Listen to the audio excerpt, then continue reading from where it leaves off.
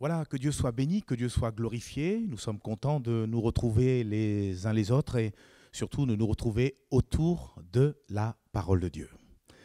Je sais qu'aujourd'hui, c'est la fête des mères et j'aimerais pour la circonstance parler d'une femme.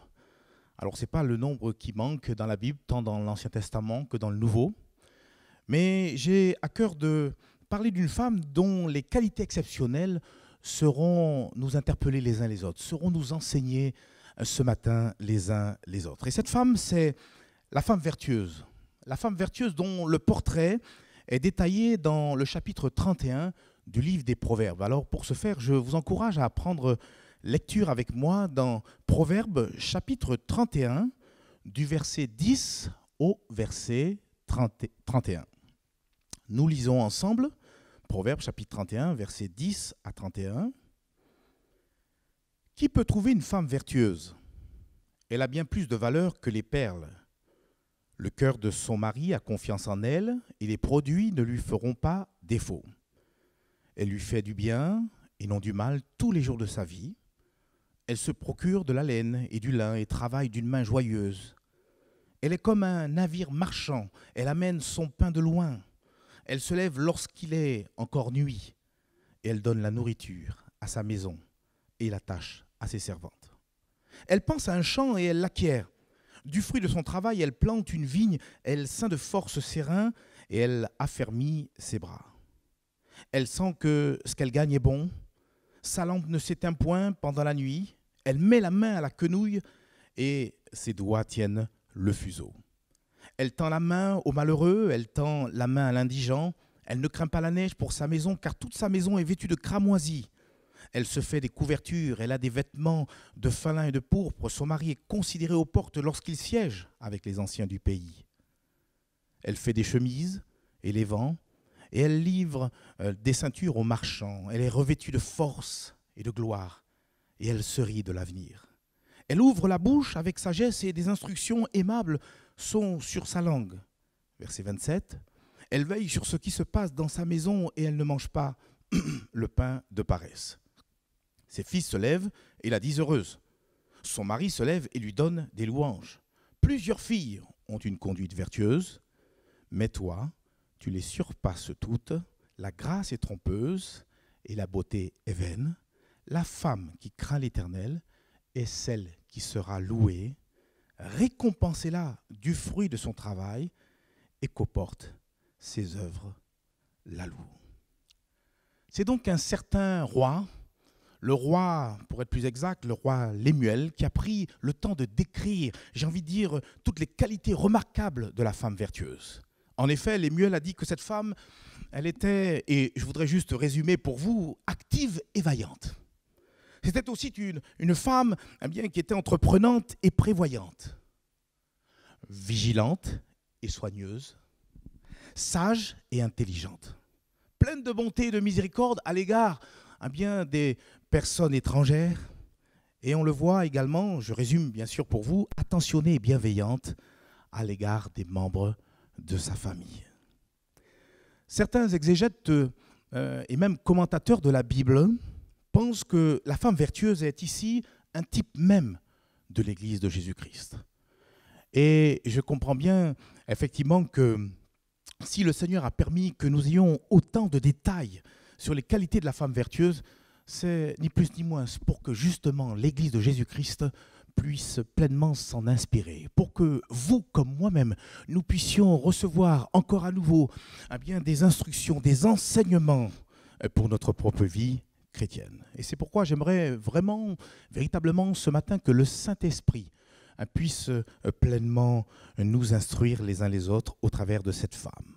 Vous savez, quand j'ai pris le temps de méditer ce chapitre 31 du livre des Proverbes, et concernant bien sûr la femme vertueuse, j'ai constaté qu'il y a au moins trois choses que cette femme ne craint pas, trois choses que cette femme ne redoute pas. Et j'aimerais vous les révéler, et afin qu'en retour, ces choses puissent nous instruire les uns les autres. Alors, première chose que cette femme vertueuse ne craint pas, on le voit bien au travers de tout ce que nous venons de lire, c'est que la femme vertueuse, premièrement, ne craint pas le travail.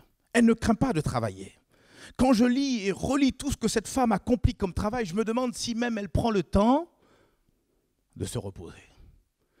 J'ai même envie de dire que cette femme, telle une machine de guerre, excusez-moi l'expression, dont rien n'arrête, est vaillante, plein de ferveur, plein de zèle au travail. Et cela nous parle. Regardez, je voudrais juste tout à nouveau vous replonger un petit peu dans ce qu'on vient de lire. Par exemple, au verset 14, il nous est dit, elle est comme un navire marchand, elle amène son pain de loin. Et je vois cette femme qui endosse plein de sacs sur ses épaules, aussi sur son dos. Elle a prévu tout pour pourvoir à tous les besoins de sa famille. Verset 15, elle se lève lorsqu'il est encore nuit et elle donne la nourriture à sa maison et la tâche à ses servantes. Elle pense à un champ, elle acquiert du fruit de son travail, elle plante une vigne, elle ceint de force ses reins, elle affermit ses bras, elle sent que ce qu'elle gagne est bon, sa lampe ne s'éteint point pendant la nuit. C'est pour ça que j'ai dit, je me demande si cette femme dort. C'est indéniable, c'est sûr et certain, la femme vertueuse n'est en aucun cas une personne paresseuse. C'est d'ailleurs ce qui est précisé au verset 27 d'une manière très claire. La deuxième partie de ce verset, nous lisons entièrement le verset. Elle veille sur ce qui se passe dans sa maison et elle ne mange pas le pain de paresse.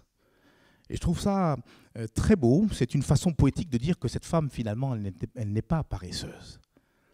Et de même, l'Église de Jésus-Christ ne doit en aucun cas manger le pain de paresse, mais mieux encore, elle doit manger un autre pain. Et vous savez quel pain? Je veux faire mention, le pain de l'activité. Il y a un passage dans le livre des Proverbes, au chapitre 12 et le verset 27, qui nous exprime la chose suivante. Il nous est dit, le paresseux ne rôtit pas son gibier, mais par contre, le précieux trésor d'un homme, c'est quoi? C'est l'activité. Et je peux le dire et je le redirai autant de fois que c'est nécessaire. Pendant le temps de confinement, je bénis le Seigneur parce que l'église d'Istres n'a pas été oisive, elle n'a pas été inactive. Au contraire, elle a pourvu à tellement de besoins. Je sais que plusieurs colis alimentaires ont été distribués. On a essayé, on cherchait à pourvoir aux besoins des uns et des autres. Et puis aussi, parallèlement à cela, toutes les fois, on a pu se réunir en famille, avec les enfants, avec les conjoints, et à prier dans la maison, au beau milieu de ce confinement qui est maintenant derrière nous.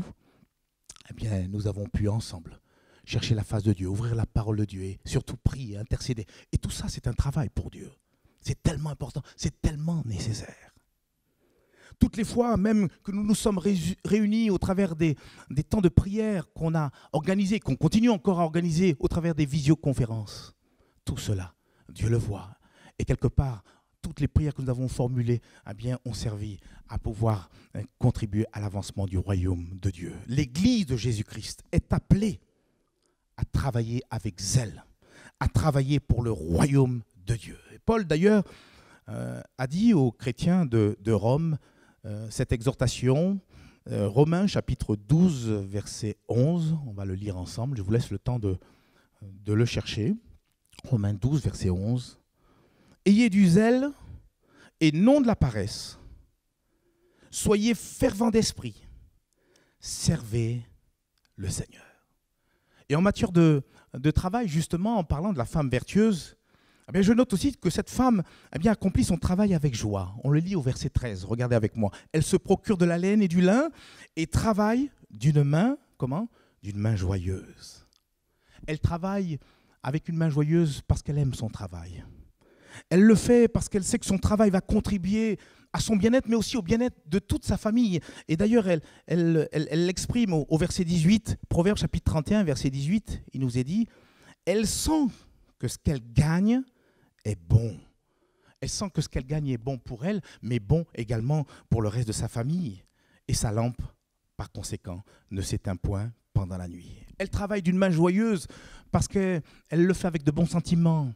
Elle le fait parce qu'elle aime sa famille. Elle le fait parce qu'elle aime son conjoint. Elle aime ses enfants. Et il y a aussi là pour nous un enseignement. Pour nous, Église de Jésus-Christ, nous avons aussi besoin de servir Dieu avec beaucoup de joie dans le cœur.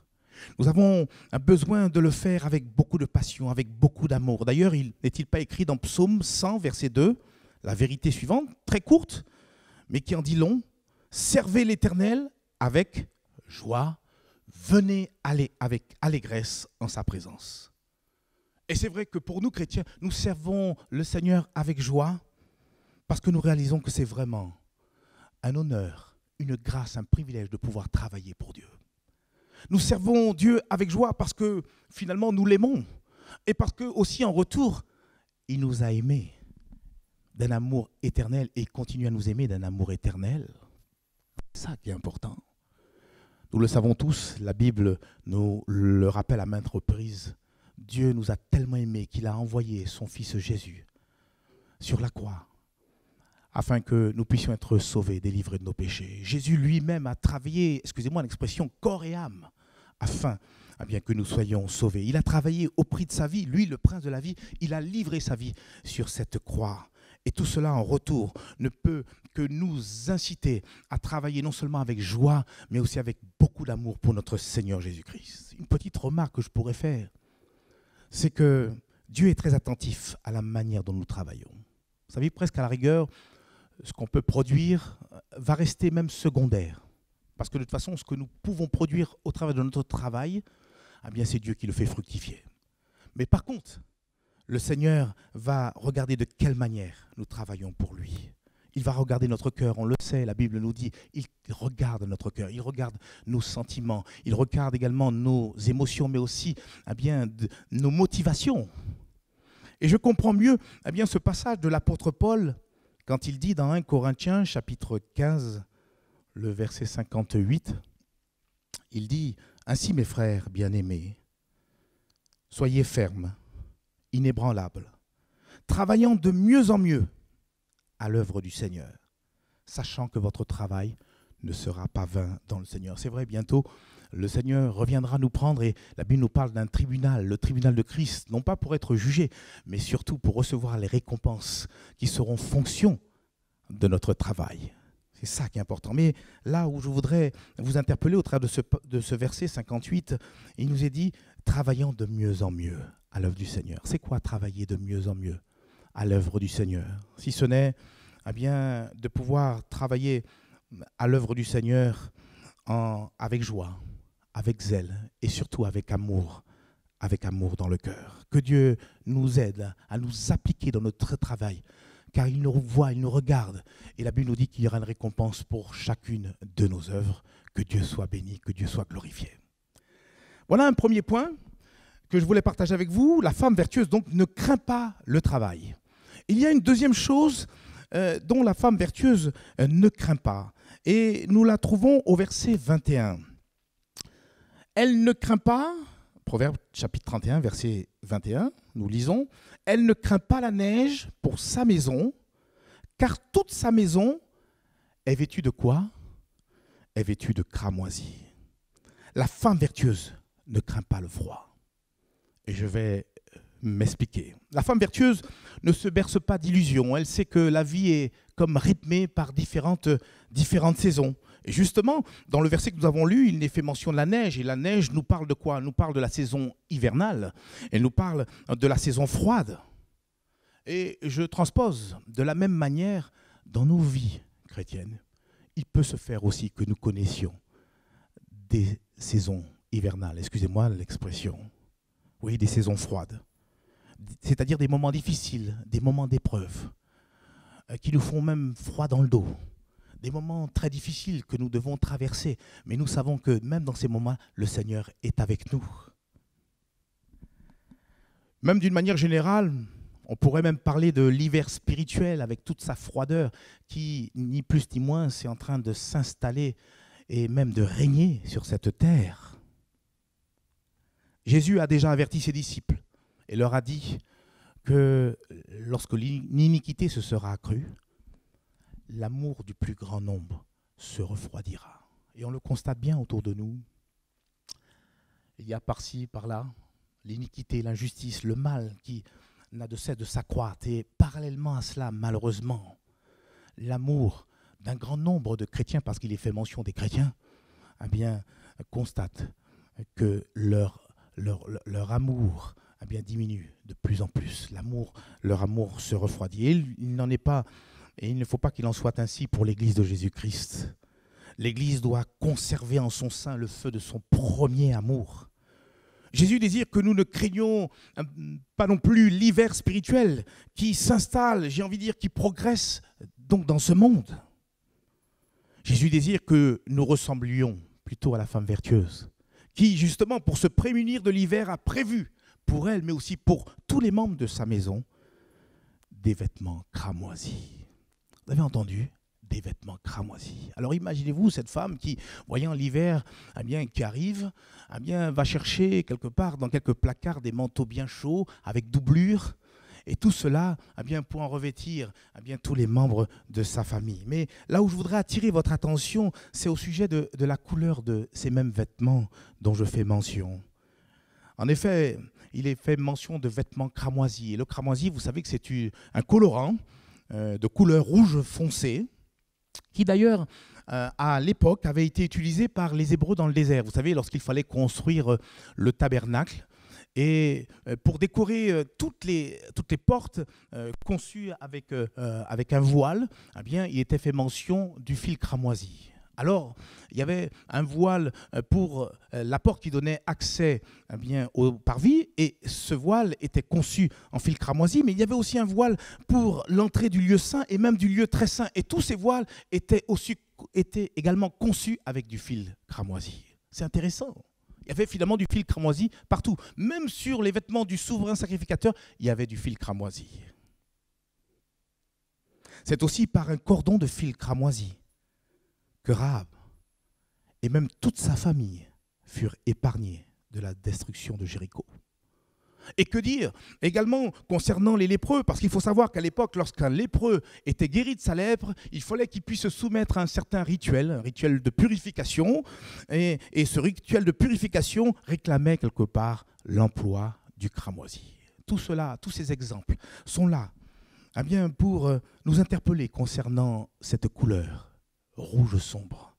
Le cramoisi nous parle finalement du sang précieux de Jésus qui a coulé pour nous sur le bois infâme de la croix.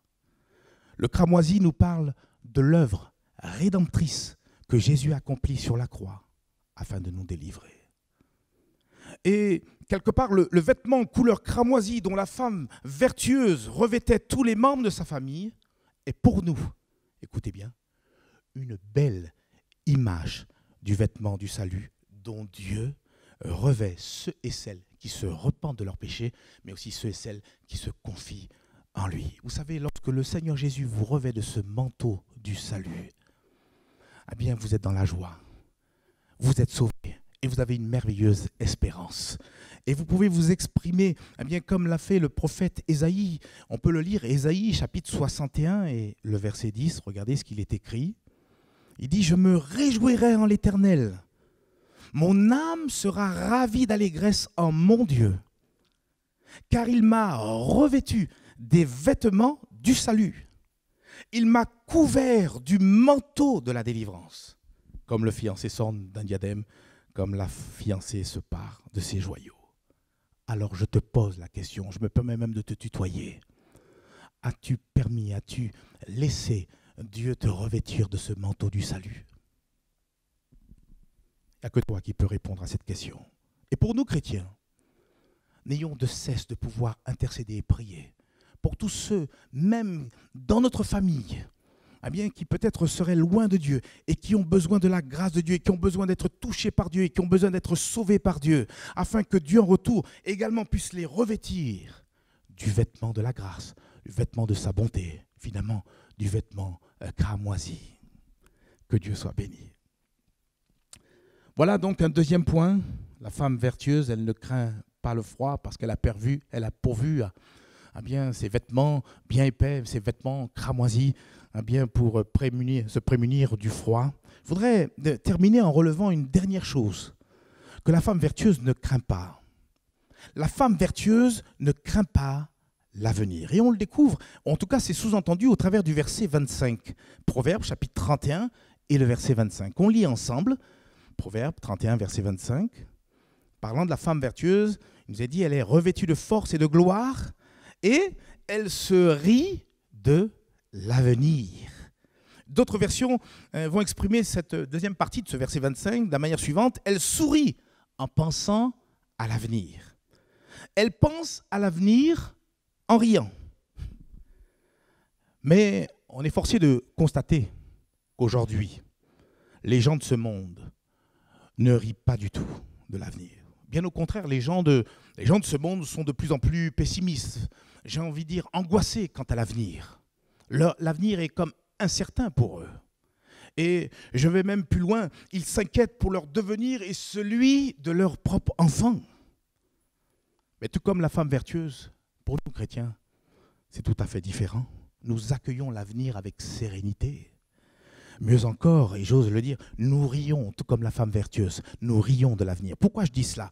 Eh bien parce que tout simplement notre avenir et notre devenir est entièrement dans les mains de notre Père Céleste. Nous sourions en pensant à l'avenir parce que Dieu a de merveilleux projets pour chacune de nos vies. Vous connaissez ce passage, Jérémie chapitre 29, verset 11. Car je connais les projets que j'ai formés sur vous, dit l'Éternel, projets de paix et non de malheur, afin de vous donner un avenir et de l'espérance. Et notre avenir, et même notre espérance, va bien au-delà de notre existence terrestre. La Bible, alléluia, nous révèle qu'une maison là-haut nous attend. Vous savez, le Seigneur, il nous a sauvés, que Dieu soit béni, il nous a pardonné nos péchés, mais mieux encore, il nous a accordé la vie éternelle. Et voyez-vous, ce qui est le comble de l'amour de Dieu, c'est que Dieu a prévu aussi pour nous une maison merveilleuse pour chacune de nos vies. Et nous savons que, après notre mort, si Jésus-Christ n'est pas revenu, nous demeurerons éternellement dans son ciel de gloire. Ça, c'est l'espérance et c'est le projet que Dieu a formé pour ceux et celles qui se confient en lui, que Dieu soit béni. Et puis on sourit en pensant à l'avenir parce que nous avons aussi confiance à Dieu pour l'instant présent aussi. Parce que toutes les promesses de la parole de Dieu sont pour nous.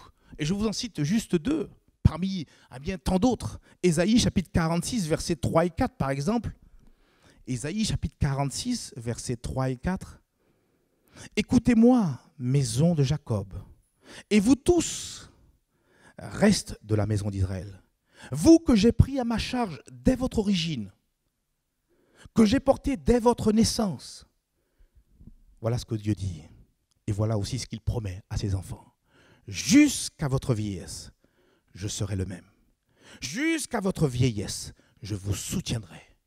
Je l'ai fait et je veux encore vous porter, vous soutenir et vous sauver. Mes amis, si avec ça on ne peut pas dormir sous nos deux oreilles, je ne sais pas. Un autre passage, Ésaïe chapitre 43, verset 2, quelques chapitres auparavant, il nous est dit « Si tu traverses les eaux, je serai avec toi. Et les fleuves, ils ne te submergeront point. Si tu marches dans le feu, tu ne te brûleras pas. Et la flamme ne t'embrasera pas. » Alors, avec tous ces passages, vous comprenez maintenant comment le croyant est en mesure, le croyant, je précise, qui se confie en Dieu, est en mesure d'exprimer le psaume 112 et le verset 7 qui dit le juste ne craint point les mauvaises nouvelles, son cœur est ferme, confiant en l'Éternel. Oui, nous avons matière à pouvoir sourire quant au présent, mais également plus que jamais quant à l'avenir, parce que Dieu lui-même a déjà tout tracé pour nous et nous sommes dans la paix. Tant que nos regards resteront fixés sur Jésus. Et tant que notre cœur sera attaché à notre Seigneur Jésus-Christ, alors rien ni personne ne pourra nous nuire, mes amis. Et je m'adresse là aux enfants de Dieu, aux chrétiens. Chaque jour qui passe nous rapprochera immanquablement du retour glorieux de notre Seigneur Jésus qui viendra nous chercher. Faut-il aller plus loin ? Déjà avec ces trois choses dont la femme vertueuse ne craint pas. Elle nous enseigne. Et je voudrais dire en conclusion que la femme vertueuse nous a juste rappelé trois leçons qu'il nous faut retenir. La première leçon nous encourage à ne pas craindre de travailler, tant avec joie qu'avec zèle, mais surtout avec amour pour notre Dieu. Pourquoi ? Parce qu'on l'a vu ensemble, c'est un honneur de pouvoir travailler pour Dieu. Mais aussi parce que la Bible nous dit que notre travail ne sera pas vain dans le Seigneur. Au contraire, il nous est fait mention de récompense. Dieu nous récompensera. Tous ceux qui auront enseigné la justice brilleront comme la splendeur du ciel, ils brilleront comme les étoiles. C'est pas beau ça ? Quel programme ? La deuxième leçon que la femme vertueuse nous a rappelée, eh bien, c'est de ne pas craindre, excusez-moi l'expression, la froideur des épreuves. Et peut-être tu es en train de traverser des moments difficiles. Ne crains pas, parce que le Seigneur est avec toi. Et puis d'une manière générale, nous n'avons pas à craindre l'hiver spirituel qui, il faut le dire, règne sur la terre entière. Nous n'avons pas à craindre ces choses parce que Dieu nous a déjà revêtus de ce manteau de délivrance et ce manteau de salut qui nous donne à pouvoir rester, alléluia, fermement attachés à notre Seigneur et inébranlables, bien sûr, sa personne. Et enfin, la femme vertueuse nous a aussi enseigné de ne pas craindre l'avenir, car Dieu est fidèle et bon, sera toujours à nos côtés et jamais il ne nous abandonnera. Bien-aimés frères, que Dieu nous aide à vivre ces choses, qu'il nous fasse aussi pleinement la grâce de persévérer dans ses voies jusqu'à son prochain retour. Que Dieu vous bénisse abondamment et je vous dis à bientôt. Amen.